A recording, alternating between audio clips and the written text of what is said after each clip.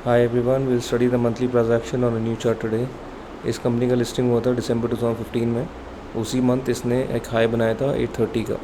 फिर वहाँ से उस हाई से रिजेक्शन आया एंड वहाँ से जो 830 का लेवल था वो फाइनली इसने ब्रीच किया जून 2017 में। तो अराउंड 1.5 साल का एक्यूमुलेशन फेज हुआ इसमें आईपीओ के बाद। एंड यहाँ पे आप देख सकते हो एक कप एंड हैंडल पैटर्न बना एंड उसका ब्रेकआउट हुआ। 830 का रेजिस्टेंस ब्रेक हुआ एंड फाइनली एक बहुत अच्छा रैली हुआ जिसमें इसने 2100 का न्यू हाई बनाया। फिर वहाँ से फर्स्ट पुल बैक जब आया तो इसने सपोर्ट लिया अराउंड 1650 पे एंड देन अगेन रैली जब स्टार्ट हुआ तो 2100 का हाई नहीं बना के इसने 2000 से ही रिजेक्शन ले लिया और लोअर हाई फॉर्मेशन कर दिया मंथली चार्ट में। तो बहुत एक बड़ा डिस्ट्रीब्यूशन फेज स्टार्ट हुआ जब फाइनली 1650 का जो सपोर्ट था वो ब्रेक हुआ।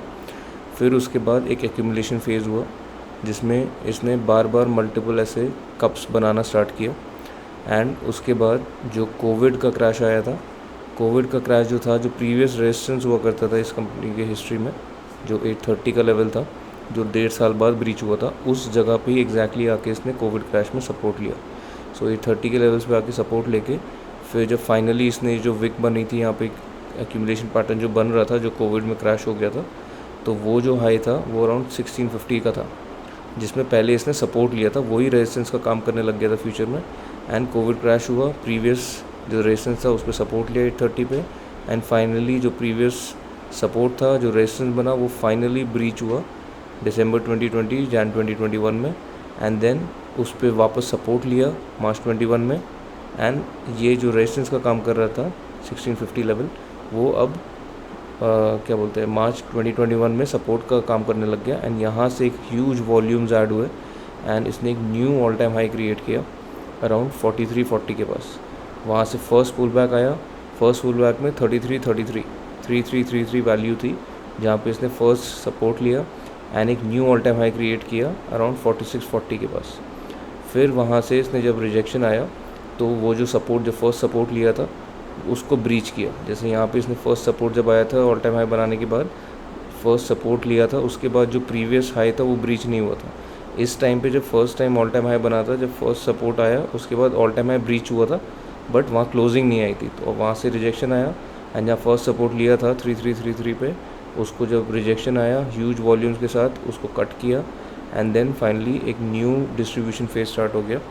एंड अभी आप देख सकते हो ये 1750 टू 1650 का जो जोन था वहाँ उसको भी नीचे इसने रिजेक्ट कर दिया, उस लेवल से भी रिजेक्शन आ गया। एंड वहाँ से अभी रिजेक्शन आने के बाद ये जो जोन है अराउंड 1075 यहाँ पे आके इसने एक डबल बॉटम जैसा फॉर्मेशन करने लग गया है।